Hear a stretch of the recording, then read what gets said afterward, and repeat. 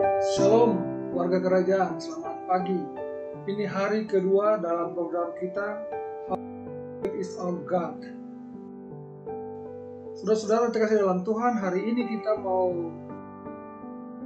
belajar bersama merenungkan sekitar 10 menit, 7-10 menit firman Tuhan.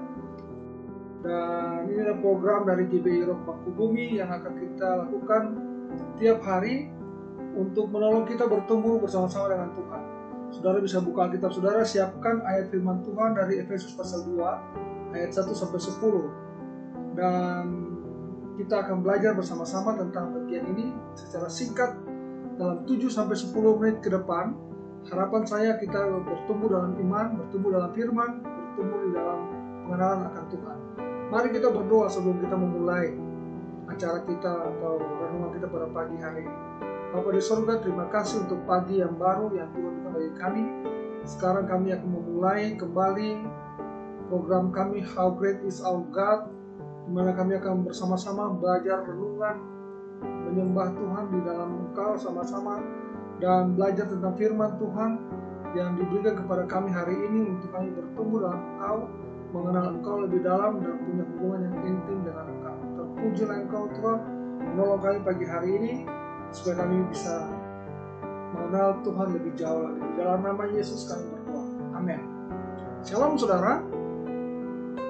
Kita tahu pada waktu Yesus berada di dunia ini, pada waktu dia melakukan pelayanan selama 3,5 tahun di bumi, sekitar 2000 tahun yang lalu, ada kelompok orang atau ada kelompok massa yang secara konsisten menolak dia. Orang-orang tersebut adalah orang-orang Farisi. Dan kita mengenal bahwa orang-orang Farisi adalah orang-orang yang menganggap dirinya orang paling benar di muka bumi pada masa itu. Dan mereka tidak pernah melihat bahwa mereka adalah orang berdosa. Mereka adalah orang saleh, dengan jubahnya, dengan semua atribut yang mereka punyai, dengan label yang diberikan kepada mereka sebagai ahli Taurat, orang Farisi, imam, dan sebagainya. Mereka merasa bahwa mereka adalah pemimpin agama yang paling saleh, dan mereka berasumsi bahwa mereka tidak membutuhkan Yesus pada waktu itu.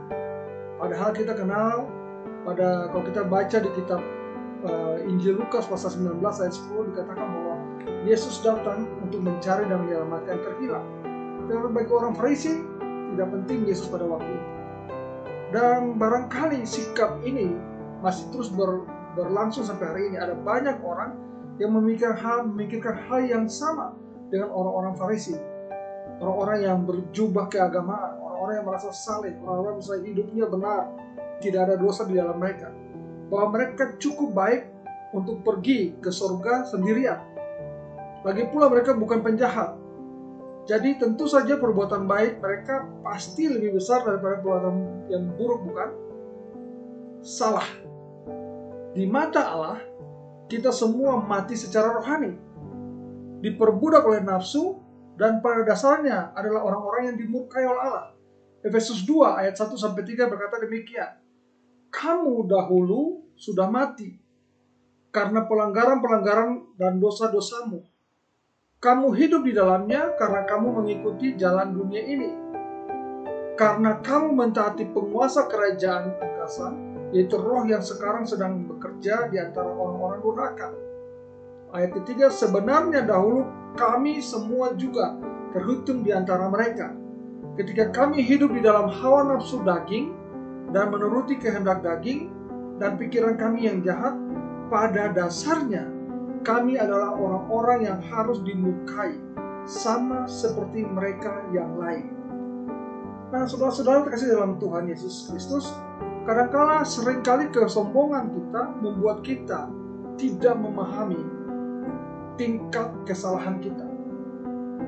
Dosa menyebabkan setan jatuh, iblis jatuh. Sehingga pada waktu iblis jatuh itulah dia menginfeksikan setiap manusia, khususnya mulai sejak Adam dan Hawa.